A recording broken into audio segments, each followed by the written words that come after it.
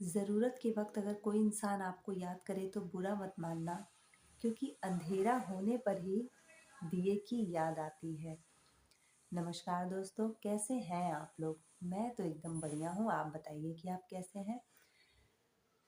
तो दोस्तों, आज मैं आपको बताऊंगी कि निस्वार्थ भाव से की गई जो सेवा होती है ना, उसका जो फल होता है वो कई गुना बढ़ के आपको मिलता है। तो ये एक कहानी के जरिए मैं आपको बताऊंगी। एक नाव का व्यापारी रहता है और उसका जो व्यापार हो रहता है वो बहुत अच्छा चलता है। वो नाव अच्छे खरीदता है और उसे कई गुना दामों पे बेच करके यही उसका व्यापार रहता है। तो वो एक पेंटर को बुलाता है और कहता है कि देखो, एक नाव है, उसको अच्छे से पेंट कर दो, क्योंकि मेरे बच्चे आ रहे हैं तो वो उस पे नाव पे बैठ करके सैर करेंगे नदी की पूरी। खुद ही वो उस नाव को चलाएंगे, उनको बहुत पसंद है ये। तो तुम उस नाव को अच्छे से पेंट कर दो, सुंदर सा बना दो। तो वो बोलता है कि ठीक है। उसने उनके दोनों बच्चों का नाम पूछा और वो चला जाता है नाव को पेंट करने। उसके बाद वो जब जाता है नाव को पेंट करने तो एक साइड उनके एक बेटे का नाम लिखता है और एक साइड उनके एक बेटे का नाम लिखता है। और खूब सुंदरता के साथ उस नाव को पूरे लगन के साथ वो पेंट करता है, बड़ी ही खूबसूरती से। तभी वो देखता है कि वो जो नाव है उसमें तो छेद है। तो उसे थोड़ा बहुत रिपेयरिंग का भी काम आता था, तो उसने क्या किया कि उस नाव को रिपेयर कर दिया।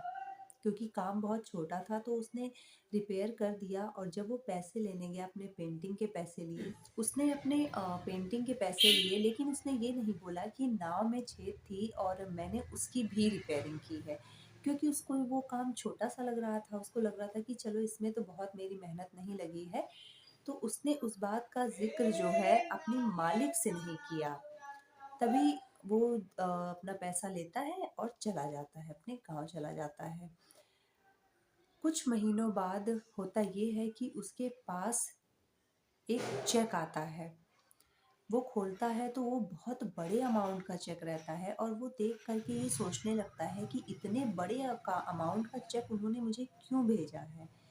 तो वो अपना बस पकड़ता है और शहर आता है और उनसे मिलने जाता है, जो कि नाव के व्यापारी रहते हैं। तो वो उनसे मिलने जाता है और बोलता है कि सर, और इतना बड़ा अमाउंट का चेक आपने मुझे क्यों दिया है? और मैंने तो अपने काम के पैसे ले लिए थे। तो वो बोलते हैं कि तुम्हारी बात बिल्कुल सही है। तुमने अपने पेंटिंग के काम के पैसे तो ले लिए थे, लेकिन तुमने जो नाव में छेद था उसका जो रिपेयरिंग किया था उसके पैसे तुमने नहीं लिए थे। तो कहा, अरे वो तो छोटा सा काम था। तो व्यापारी बोलता है कि नहीं, वो छोटा सा काम नहीं था। एक दिन क्या हुआ कि मेरे बच्चे, तुमने वो जो नाव पेंट की थी, जो मैंने तैयार करवाया था, उस पे मेरे बच्चे निकल गए अपना नदी में, अपना नौका विहार पे निकल गए। और तभी आधे घंटे बाद मुझे याद आया कि उसमें तो छेद था और मैंने तो उसे पेंट तो करा लिया, लेकिन रिपेयर तो मैंने कराया ही नहीं। अब ये चीज़ जब मैं सोच रहा था तो मुझे इतनी टेंशन हो रही थी कि आज बच्चे मेरे बच के नहीं आएंगे। मेरी बीवी भी एकदम से रोने लगी कि नाव में छेद है, वो उनका पता भी नहीं चलेगा, कहाँ डूब जाएंगे। एकदम वो परेशान हो गया। तभी वो देखता है कि 1 घंटे के बाद उसके जो बच्चे हैं दोनों ऐसे मस्ती करते हुए आते हैं, जैसे उन्होंने आज कितनी ज़्यादा मस्ती की हो। उनको देख कर के वो खुश हो जाता है कि और ये सोचने लगता है कि नाव में तो छेद थी, पर क्या चमत्कार हो गया कि नाव सुरक्षित आ गई। फिर वो जाता है और नाव को देखता है तो देखता है कि वो जगह तो रिपेयर हो चुकी रहती है। तभी उसे समझ में आ जाता है कि जब उसने पेंटिंग की थी, तुमने उसको बताया कि तुमने पेंटिंग की थी तो तुमने ये रिपेयर का भी काम कर दिया था। तो उसने बोला, हाँ वो तो बहुत छोटा सा काम था और क्या मैं उसके पैसे लेता। तो उन्होंने बोला कि तुम्हारे लिए वो काम छोटा सा था, मेरे लिए वो काम छोटा सा नहीं था। क्योंकि तुमने मेरे बच्चों की ज़िंदगी बचाई है। एक तो तुमने अपने काम के पैसे नहीं लिए, ऊपर से तुमने निस्वार्थ भाव से काम किया, कितने अच्छे से तुमने उस दिन काम किया और रिपेयरिंग भी कर दिया, और मुझे वो चीज़ जताया भी नहीं और बताया भी नहीं, ना उसके कुछ पैसे लिए। तीसरा, तुमने मेरे बच्चों की जान बचाई है, जिनसे ज़्यादा कीमती इस दुनिया में मेरे लिए कोई नहीं है। तो ये पैसे तो बहुत कम है, तुम इससे ज़्यादा डिज़र्व करते हो।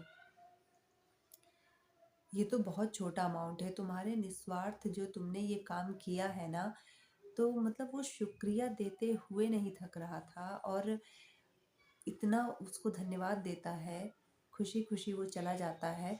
तो इस कहानी से यही शिक्षा हमें मिलती है कि देखिए, निस्वार्थ भाव से उसने उसका रिपेयरिंग किया था। उसको तो लगा ये चीज़ छोटी सी, लाओ कर देता हूँ, मुझे ये चीज़ आती है। उसने मालिक को भी नहीं बताया कि मुझे इसके बदले में कुछ पैसे मिलेंगे। उसे तो लगा कि चलो ठीक है, लेकिन जब उसके बदले में उसे मिले तो कई गुना होकर के मिले, क्योंकि वो काम उसने निस्वार्थ भाव से किया था। तो इसीलिए भगवान भी कहते हैं कि निस्वार्थ भाव से किया गया काम हमेशा सफल होता है, उसका जो परिणाम होता है वो बहुत ज़्यादा अच्छा होता है। तो हमें भी यही करना चाहिए। मिलते हैं आपसे नेक्स्ट वीडियो में। नमस्कार। जय श्री राम।